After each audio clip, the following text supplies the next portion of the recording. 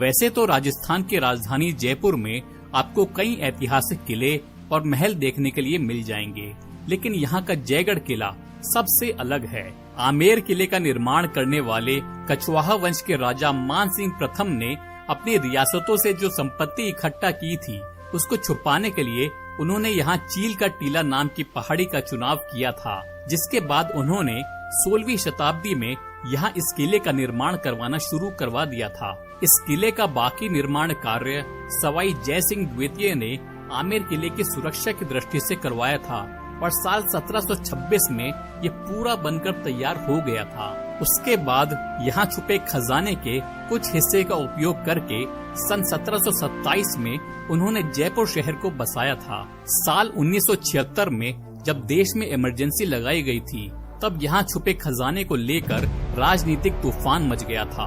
प्रधानमंत्री इंदिरा गांधी को इस बात की भनक लग गई थी कि इस किले में बने पानी के टांके में बहुमूल्य खजाना छिपा कर रखा गया है। उसके बाद यहाँ लगभग 50 दिनों तक सेना द्वारा छानबीन चलती रही और यहाँ से भारी मात्रा में सेना के ट्रक दिल्ली के लिए रवाना होते रहे। तो मैं आपको बताना चाहूँगा कि इस किले में रखी अष्ट धातु से बनी 250 टन की जयवाण तोप अपने जमाने में दुनिया की सबसे बड़ी तोप मानी जाती थी, जिसकी मार करीब 35 किलोमीटर की पाई गई थी। खास बात ये है कि न सिर्फ ये जयवाण तोप, बल्कि इस किले में दिखाई देने वाली सारी तोपें यहीं के तोप कारखाने में बनाई गई थी। उस जमाने में रेन वाटर हार्वेस्टिंग सिस्टम का उपयोग करके यहाँ बने इस ढके हुए पानी के टांके में 60 लाख गैलन पानी इकट्ठा करके रखा जाता था, जिससे कि अगर 2 साल तक भी यहाँ बारिश ना हो तो भी 10,000 सैनिकों के पानी की पूर्ति की जा सके। मैं आपको ये भी बताना चाहूँगा कि आमेर किले से जयगढ़ किले तक आने के लिए साधारण और गुप्त सुरंग का रास्ता भी बनाया गया था, जिनका इस्तेमाल आप आज भी कर सकते हैं। किले के महल क्षेत्र में आपको उस जमाने की पुरानी चीजें भी देखने के लिए मिल जाएंगी, जैसे कि ये हाथ से चलने वाला 18वीं शताब्दी का वाटर कूलर और ये हाथी की पीठ पर लगाए जाने वाले अलग अलग तरह के हौदे। यहाँ आपको महाराजा और उनकी महारानी के खूबसूरत महल और उनमें की गई सुंदर फ्रेस्को पेंटिंग्स भी दिखाई देंगी, जिनको उस जमाने में सब्जियों का इस्तेमाल करके बनाया गया था। नमस्कार दोस्तों, मैं हूं अनिरुद्ध और आज मैं आपको लेकर जाने वाला हूं जयपुर के ऐतिहासिक जयगढ़ किले में, और इसके इतिहास से जुड़ी सारी जानकारी मैं आपको इस वीडियो में देने वाला हूं।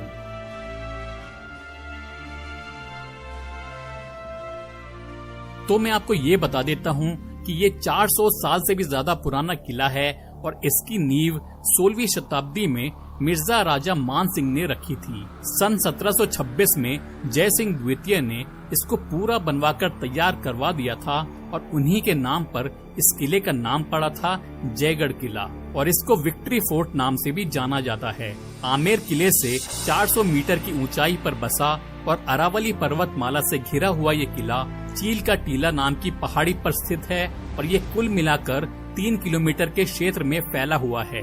इस किले में प्रवेश करने के लिए 2 रास्ते बनाए गए थे। पहला है डूंगर दरवाजा, जिससे हम अंदर आए थे, और दूसरा है अवामी दरवाजा, जो कि आमेर की तरफ से पैदल आने के लिए बनाया गया था। वहाँ सामने की तरफ में जो आप इमारत देख रहे हैं वो है आमेर किला, जो कि राजा और उनकी रानियों के रहने के लिए उनका निजी महल हुआ करता था, और वहीं पर राजा आम जनता और अपने खास मेहमानों से मिला करते थे।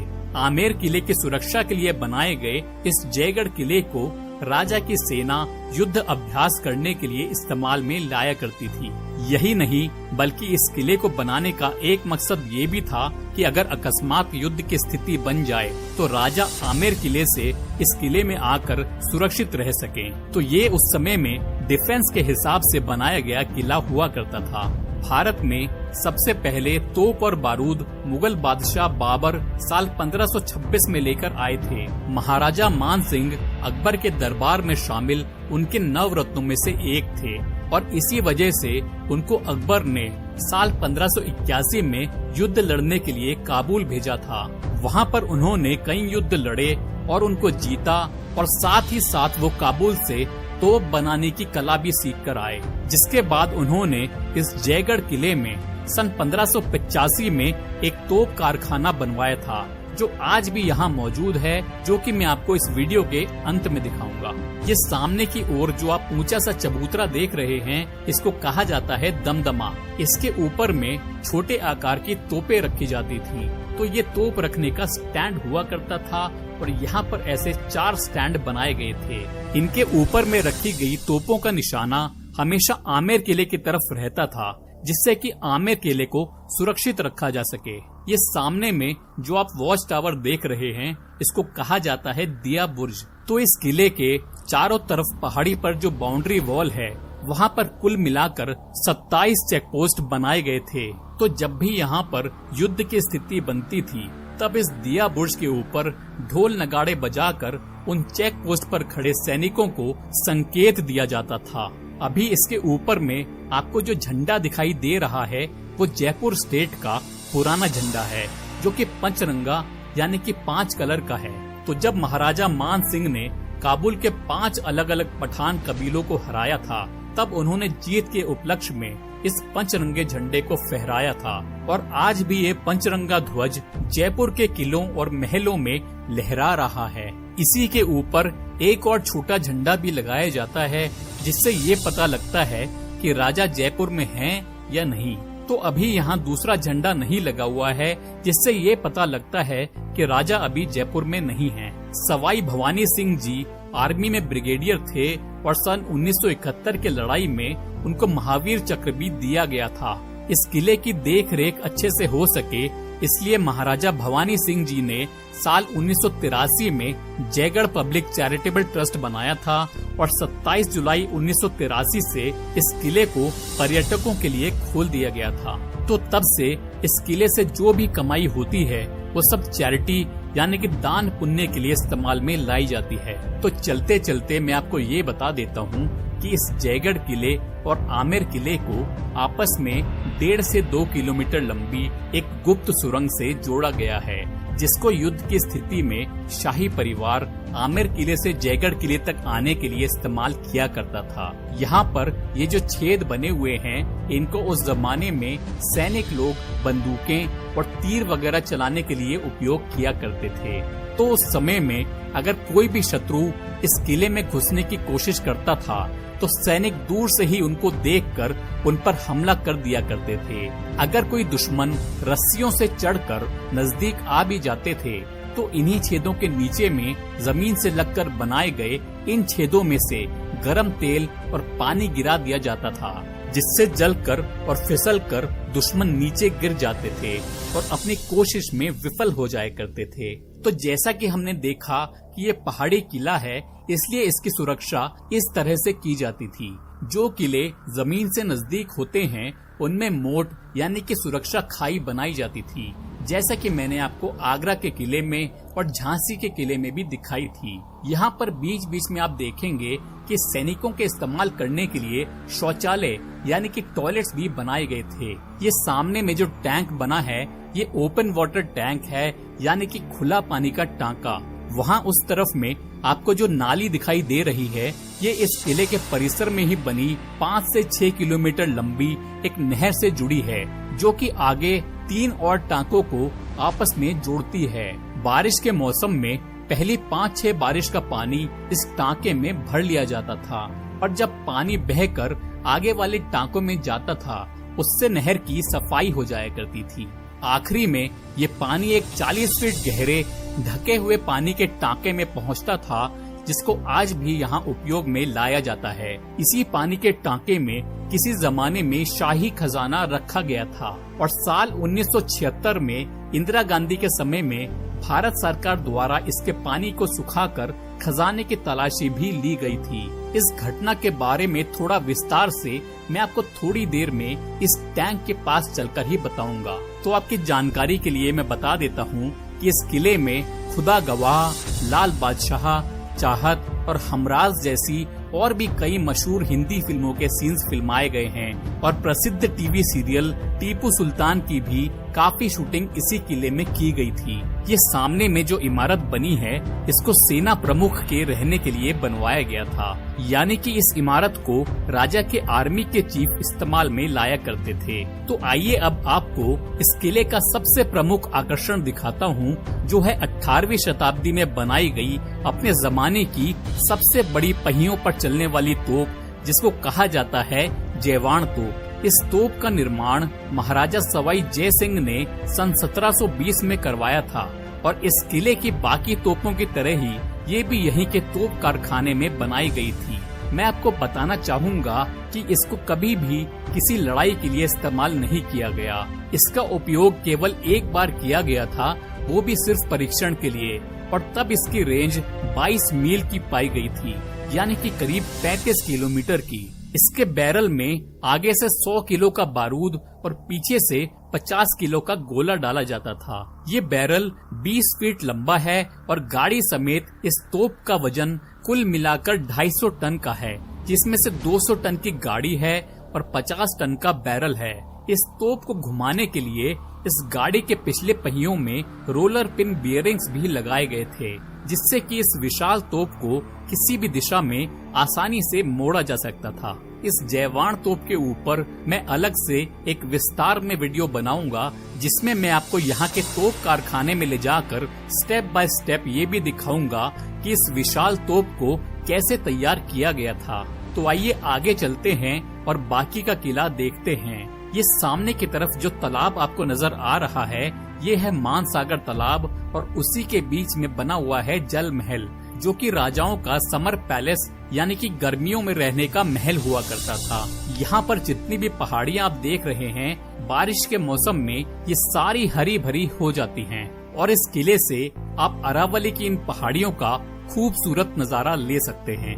बारिश के समय में इस सामने वाली नहर के जरिए ऊपर की पहाड़ियों से पानी बहकर उन 3 टांकों में जमा होता है, जिनके बारे में मैंने आपको थोड़ी देर पहले बताया था, जिनको हम आगे चलकर देखेंगे। यहाँ पर आप देखिए कि आगे की तरफ में चढ़ाई है और पीछे में ढलान है, और यहाँ पर 10 से 15 फीट गहरा गड्ढा है। तो हमने जो ओपन वाटर टैंक देखा था, मॉनसून सीजन में शुरू की 5-6 बारिश का पानी उसमें स्टोर करने के बाद छोड़ा जाता था, और उससे बहकर पानी जब यहाँ पर आता था तो पहले ये गड्ढा भरता था और पानी में जितनी भी मिट्टी होती थी वो इस गड्ढे में जमा होती रहती थी। तो इस तरह से इस नहर की सफाई हो जाया करती थी, और यहाँ लगे गेट को खोलकर रोड के नीचे नीचे से बनी हुई इस कैनाल के जरिए पानी बहकर आगे वाले 3 टांकों में पहुँच जाया करता था। ये सामने में जो इमारत आप देख रहे हैं, इसको कहा जाता है विजयगढ़ी, और बताया जाता है कि इस इमारत को कैदियों को नजरबंद करने के लिए इस्तेमाल में लाया जाता था। तो यहाँ पर किले की सुरक्षा दीवार से लगकर ही आपको बीच बीच में सैनिकों के विश्राम करने के लिए बनाए गए ये कक्ष भी दिखाई देंगे। यहाँ पर भी आप देखिए कि बाकी किलों के जैसे ही लोगों ने लिख लिख कर यहाँ की भी दीवारें खराब कर रखी हैं, और मुझे आज तक ये समझ में नहीं आया कि लोग ऐसा बेहुदा काम आखिर क्यों करते हैं। तो यहाँ बनी नहर से पानी बहकर सबसे पहले इस वाले ओपन वाटर टैंक में आता है, जो कि 30 फीट गहरा है। उसके बाद पानी इस कवर्ड वाटर टैंक में जाता है, जिसके अंदर में 9 कमरे बने हैं और जिसकी गहराई 52 फीट की है। इस टांके के पीछे में आप देखेंगे कि सैनिकों के रहने के कक्ष भी बने हुए हैं। सबसे आखिरी में पानी यहाँ बने इस कवर्ड वाटर टैंक यानी कि ढके हुए पानी के टांके में जाता है, जो कि 158 फीट लंबा, 138 फीट चौड़ा और 40 फीट गहरा है। इसके बाहर की तरफ आप देखेंगे कि तांबे की जालियां भी लगाई गई हैं। तो ये इस किले का सबसे बड़ा टांका है और इसमें 60 लाख गैलन पानी आता है। तो अगर मान लिया जाए कि उस जमाने में यहाँ पर 2 साल तक भी बारिश नहीं आती, तो भी 10,000 सैनिक इस टांके में स्टोर किए हुए पानी को 2 सालों तक इस्तेमाल कर सकते थे। तो बताया जाता है कि महाराजा मान सिंह इस किले का उपयोग अपने खजाने को सुरक्षित रूप से रखने के लिए किया करते थे। सन 1976 में जब देश में इमरजेंसी लगी हुई थी, तब इस जयगढ़ किले के खजाने को लेकर राजनीतिक तूफान मच गया था। देश के प्रमुख समाचार पत्र टाइम्स ऑफ इंडिया के एक रिपोर्ट के अनुसार प्रधानमंत्री इंदिरा गांधी को ये खबर मिली थी कि इस विशाल पानी के टांके और इस किले के अन्य इलाकों में बहुमूल्य गुप्त खजाना छुपा कर रखा गया है। तो कहा जाता है कि धुआं वहीं उठता है जहां आग लगी हो। और उसके बाद इस जयगढ़ किले में भारतीय सेना ने लगभग 50 दिनों तक छानबीन की थी। जयपुर दिल्ली राजमार्ग को भी तब रात में सेना के ट्रकों को पार कराने के लिए बंद कर दिया जाता था। बताते हैं कि इन सैकड़ों ट्रकों में जिस सामान की आवाजाही हुआ करती थी वह आज भी रहस्य के घेरे में है। इस काफिले को दिल्ली के पालम हवाई अड्डे पर ले जाया जाता था, जहां बताते हैं कि एयरफोर्स के 3 बड़े हेलीकॉप्टर उस काफिले की इंतजार में रहते थे।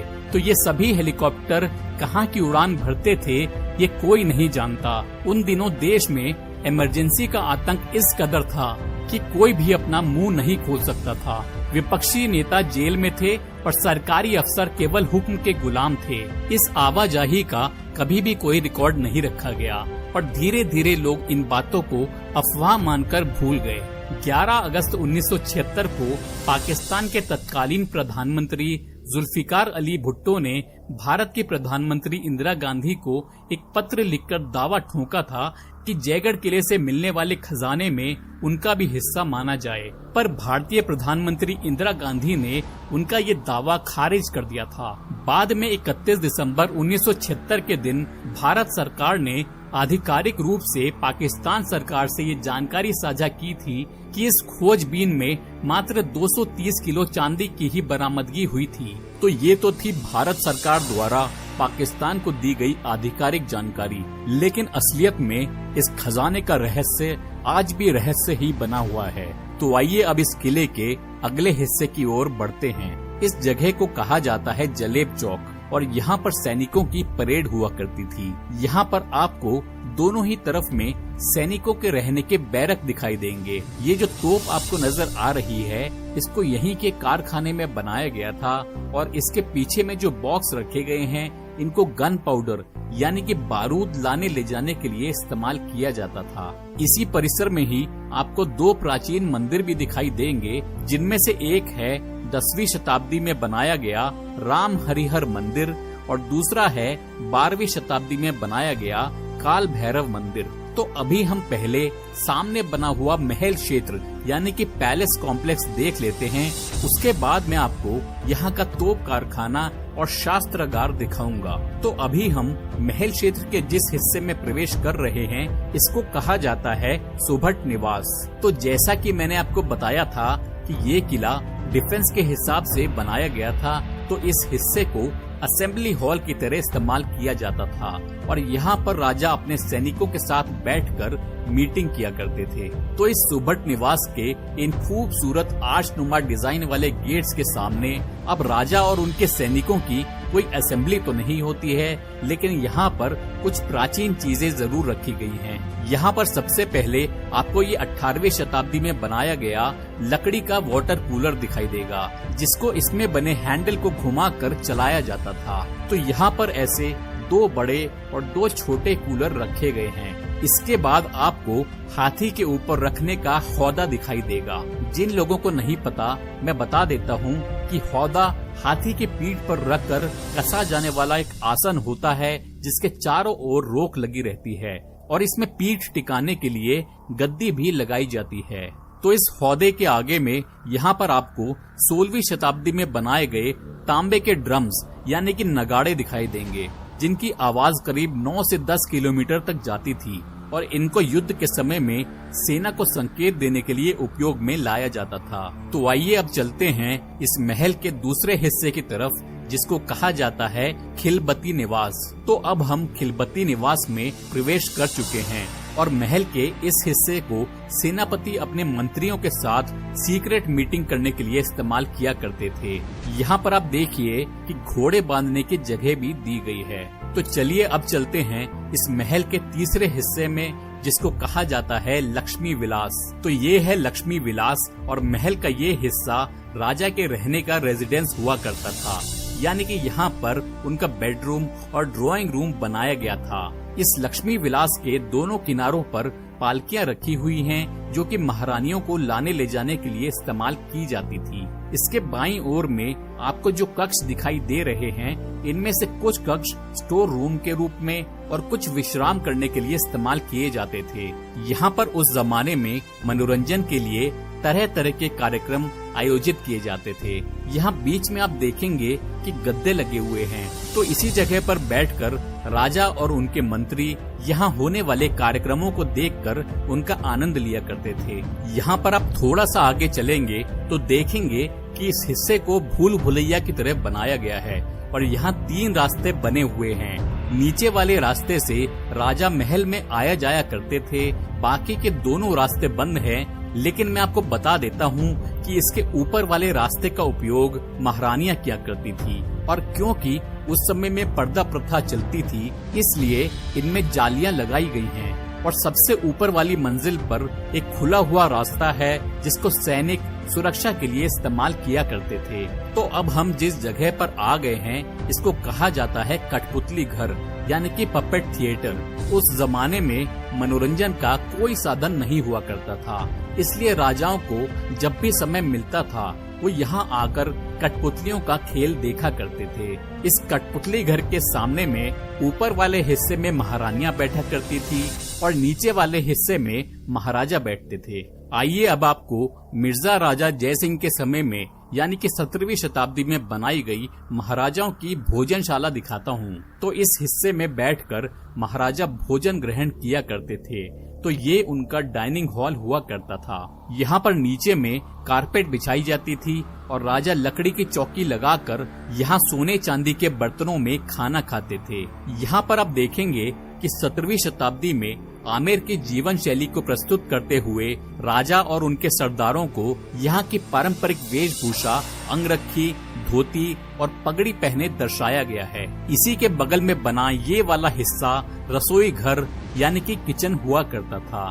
यहाँ पर आप देखेंगे कि एक पुरुष रसोइया को पुलाव पकाते हुए और एक महिला को हमाम दस्ते से मसाले कूटते हुए दर्शाया गया है। यहाँ पर रखे सभी बर्तन उस जमाने के ओरिजिनल बर्तन हैं और ये सभी कॉपर यानी कि तांबे के बने हुए हैं। फिर चाहे वो यहाँ की कढ़ाई हो या फिर ये मटके, यहाँ पर अंदर में लकड़ियाँ जलाकर खाना बनाया जाता था और इसीलिए ऊपर में धुआं निकालने के लिए यहाँ पर चिमनियाँ भी बनाई गई हैं। यहाँ आपको अनाज साफ करने का सूप दिखाई देगा और इसी के बगल में आटा पीसने की चक्की भी दिखाई देगी और यहीं बाहर के हिस्से में आपको उस जमाने का एक चूल्हा भी दिखाई देगा। तो इस रसोई घर के ठीक आगे की तरफ में है महारानियों की भोजनशाला, जिसमें आप देखेंगे कि महारानियों को पूरी राजपूती वेशभूषा यानी कि घाघरा, कुर्ती, कांचली पहने और ऊपर से बहुरंगी ओढ़नी ओढ़े दर्शाया गया है।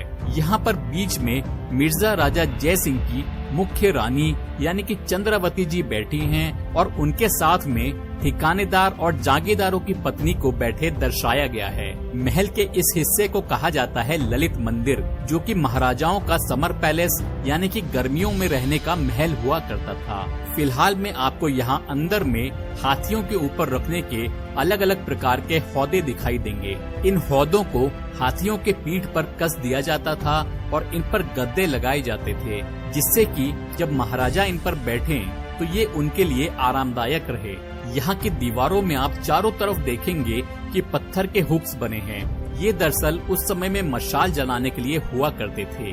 इसी ललित मंदिर के सामने की ओर शाम का नजारा देखने के लिए महाराजा ने ये वाला हिस्सा बनवाया था। तो मैंने आपको जो 4 पानी के टांके